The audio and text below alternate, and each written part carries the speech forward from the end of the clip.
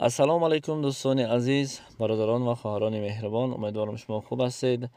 خبر امروزه رو برای شما پیشنهاد میکنیم. امروز درباره کورسا معلومات میدهیم. یعنی که $100 برابر به 937 سوم و 56 درم و اینچنین 100 یورو برابر به 1100 سوم و 30 درم. دوستان عزیز، از شما خواهش در زیر ویدیو مثل هر وقت لایک مونید و به کانال ما ابونه شوید. رحمت برای دستگیری خداوند شما راضی باشد. و میگذاریم به کورس روبل. کورس روبل 1000 روبل روسی با کورس امروزه در بانک ملی جمهوری تاجیکستان 115 سومانی برابر است. و با خواهش بعضی از یارو رفیقانی که گفتن درباره یوان و پول قزاقی تنگه گپ زن، ما نوار کردیم. یعنی که 100 یوان پول خطایی برابر شد به 130 سومن و 90 درمی پول تاجیکی.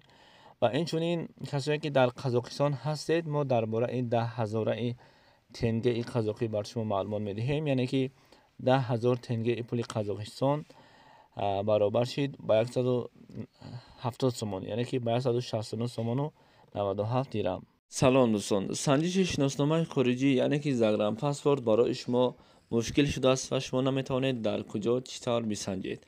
و اما پیش راه این مشکل شما را گرفتیم. شما اکنون میتوانید در خانه نشسته پاسپورت های خود را بسنجید و جواب درست را بگیرید. تنها با طریق واتساپ با این برادر صحبت کنید. این برادر بر شما چیزی گفت همان کار را بکنید. البته جواب پوره و عمیق به شما روان میکنند.